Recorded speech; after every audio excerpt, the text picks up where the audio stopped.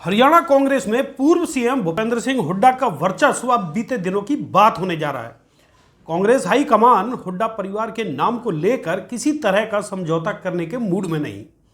हालांकि पूर्व सीएम ने राहुल गांधी को डराने का पूरा प्रयास किया, उन्हें 32 विधायकों का समर्थन अपने पक्ष में दिखाने की कोशिश भी की।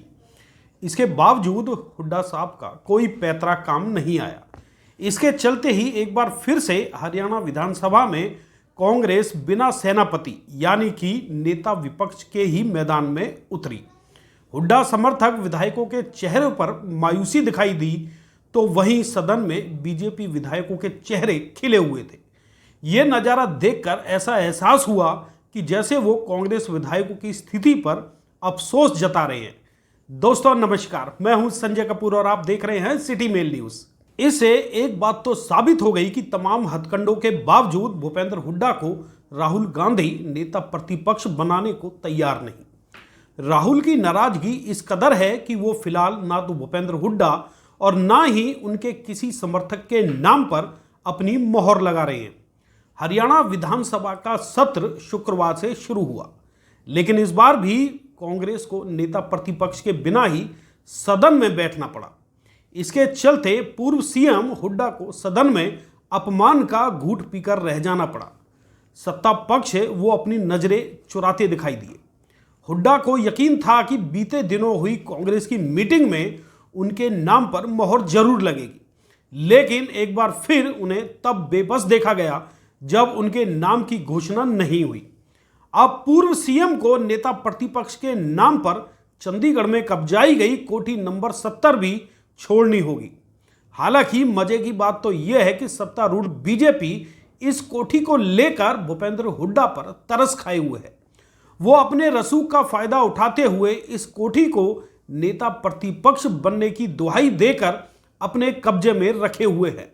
बीजेपी को इस पर कोई ऐतराज भी नहीं, क्योंकि वो भी ये दिखाना चाहती है कि कहीं ना कहीं हुड्डा साहब के तार उनसे गहरे जुड़े हुए हैं। कांग्रेस का एक धड़ा भी यही साबित करना चाहता है, लेकिन वहीं दूसरी ओर राहुल गांधी ने अपने रवैये में कोई ढिलाई नहीं दिखाई दी और नवनियुक्त हरियाणा प्रभारी बीके हरिप्रसाद को हुड्डा का विकल्प ढूंढने का इशारा दे दिया। इसका प्रमाण कांग्रेस की मीटिंग में भी दिखाई दिया।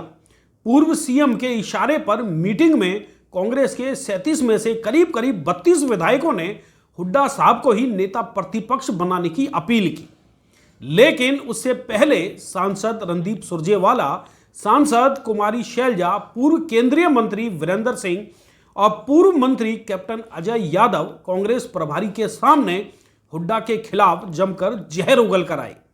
तमाम फीडबैक लेने के बावजूद फिलहाल नेता प्रतिपक्ष और कांग्रेस अध्यक्ष की ताजपोशी का मुद्दा टाल दिया गया।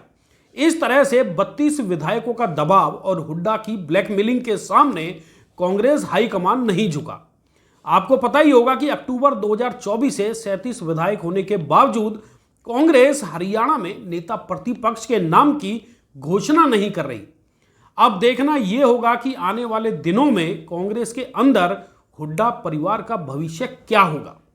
क्या उनके नाम पर कोई सहमति बनेगी या फिर पार्टी से उनका पत्ता कटेगा। एक चर्चा तो यह भी है कि यदि भूपेंद्र हुड्डा के नाम पर सहमति नहीं बनी या फिर उनके किसी समर्थक की ताजपोशी नहीं हुई, तो फिर वो कांग्रेस को कोई बड़ा झटका दे सकते हैं। यह झटका बीजेपी ज्वाइन करने से लेकर अपनी अलग पार्टी बनाने के रूप में भी सामने आ सकता है। दोस्तों, इस बारे में आपकी क्या राय है? क्या भूपेंद्र हुड्डा को नेता प्रतिपक्ष बनाना चाहिए या फिर कांग्रेस में उन्हें साइडलाइन किए जाने की जरूरत है? यदि हुड्डा परिवार बीजेपी ज्वाइन करता है तो उनका राजनीतिक भविष्य क्या होगा? इस पर अपने विचार जरूर व्यक्त करें।